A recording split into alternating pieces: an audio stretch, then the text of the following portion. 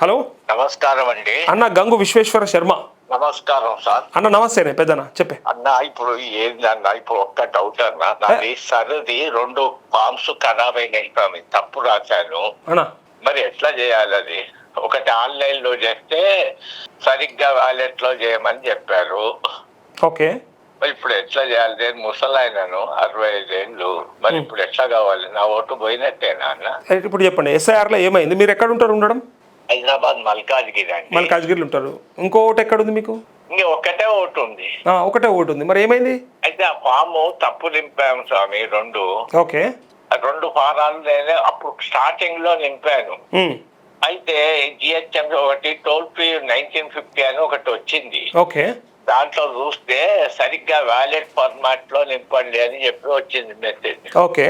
ఇప్పుడు నా బతికింతేనా? అయ్యో, అంత పెద్ద మాట అంటారు ఏంటిది స్వామి? మీ బిఎల్ఓని మీ బిఎల్ఏని సంప్రదిస్తే కూడా మారుస్తారు. లేదా ఇంకొక ప్రయత్నం ఏంటంటే ఆన్లైన్లో ఇచ్చే అవకాశం ఉన్నది ఇప్పటికి కూడా. ఆన్లైన్లో ఇచ్చే అవకాశం నాకు తెలియదు. ఎట్లా ఏం చేయమంటారు?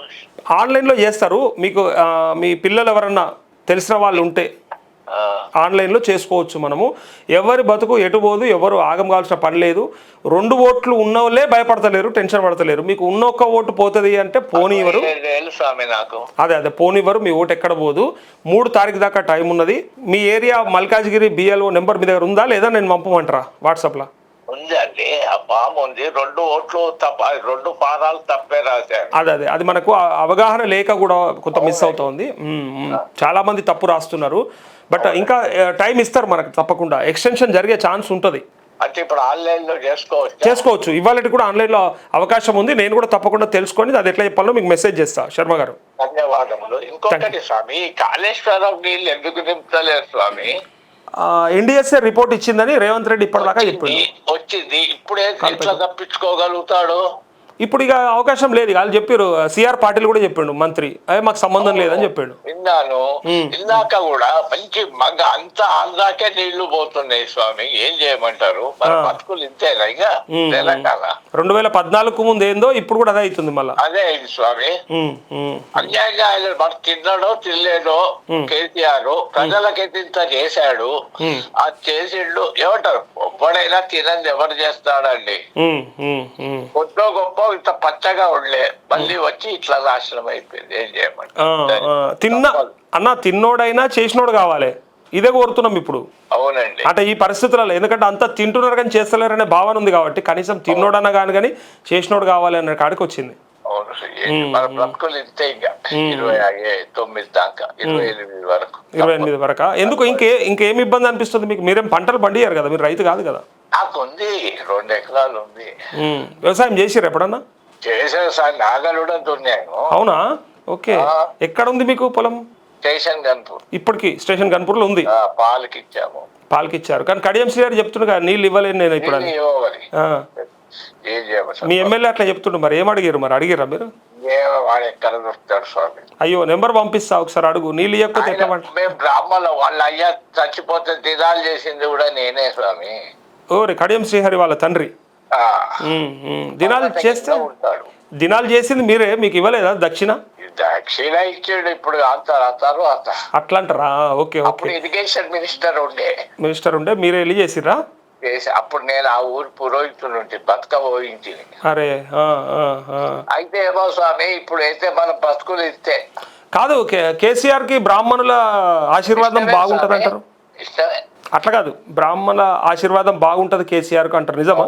అవును, నిజమే సార్. ఎందుకు అట్లా? ఏం చేసిండు ఆయన అంత గొప్పగా? పూర్వజన్మ సుకృతమేనండి. పూర్వజన్మ సుకృతం అది.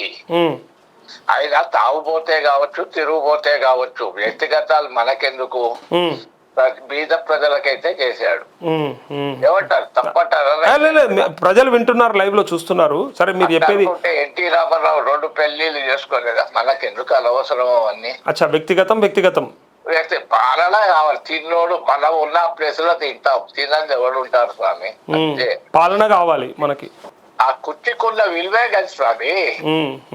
పని ప్రజలకైతే మేలు చేశాడు. ఫరక్ ఏముందంటే రేవంత్ రెడ్డి ఏం చేస్తున్నాడు అంటే చేయట్లేదా?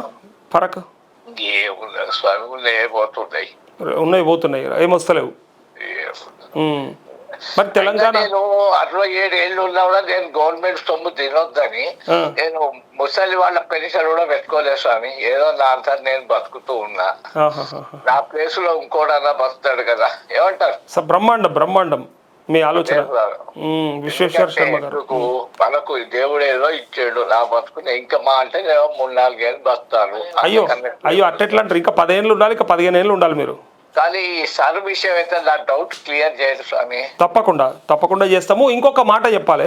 ఇప్పుడు పురోహితులకి అంటే కేసీఆర్ ఇచ్చినటువంటి ఏదైతే ఉందో నెలకి కొంత ఇచ్చే కదా అప్పుడు ధూపదీప నైవేద్యాల పేరిట గుడిలో అర్చకులు ఉంటారు, అర్చకులకి ఇస్తుండే కదా, సరైన జీతాలు వస్తున్నాయి స్వామి ఆయన చేయబట్టి. ఇప్పుడు కూడా ఓకే ఉందా? ఓకే ఉంది. అంటే రేవంత్ రెడ్డి మధ్యలో ఒక 5-6 నెలలు ఆపాడట, నాకు తెలియదు అది. మా ఫ్రెండ్స్ చెప్తారు 5-6 నెలలు ఆపారు, తర్వాత ఇస్తూ ఉన్నాడు అని చెప్పారు.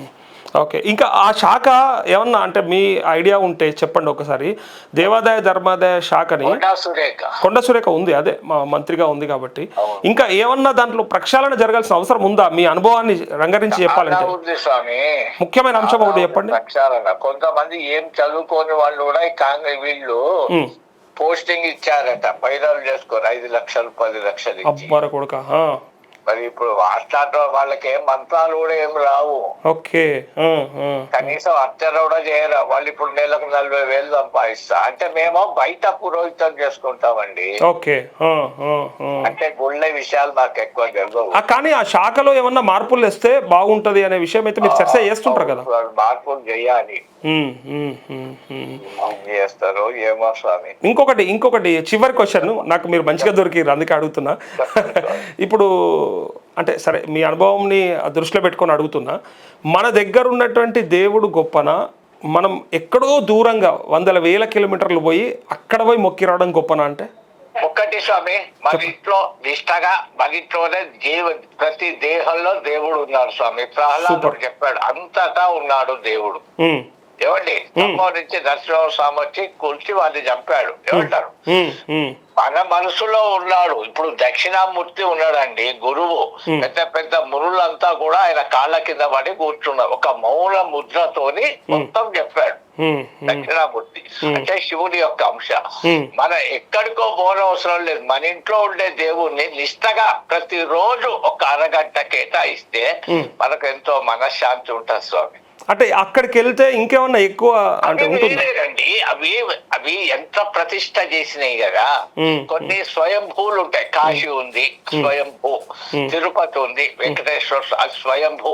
ఆ యొక్క దేవుడి యొక్క కిరణాలు మన మీద ప్రసరిస్తాయి. దాని వల్ల కొంచెం ఉంటది, తప్పకుండా ఉంటాయి. దూరం ఏంటారా, గంగా నది ఉంది, స్నానం చేయాలి, పుణ్యం. ఏమండి మనకి ఇంట్లో దొరకవు కదా.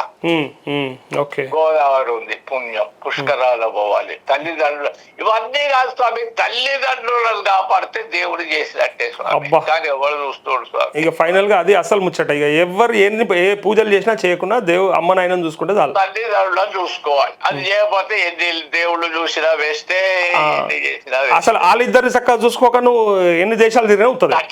అయ్యా బ్రతికేటప్పుడు పిడికేడు తిండి స్వామి, చచ్చిపోయినాక లక్షలు ఖర్చు పెడతారు 10 మంది కోసం.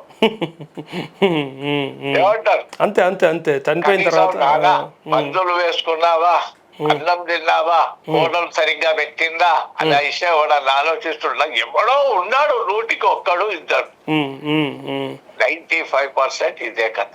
థ్యాంక్ యూ సో మచ్ పంతులు గారు, అయ్య గారు. సంగతి స్వామి. Thank you. Okay, Vishweshwara Sharma గారు, థ్యాంక్ యూ అండి. విషయం థ్యాంక్ యూ. చెప్తాను మీకు తప్పకుండా. చేయొచ్చా? నేను చేస్తాను, మీకు మళ్ళీ కాల్ చేస్తాను. పోదు కదా? పోదు 100% పోదు. సరే. గంగు విశ్వేశ్వర్ శర్మ ఆయన పేరు, పెద్ద ఆయన పేరు.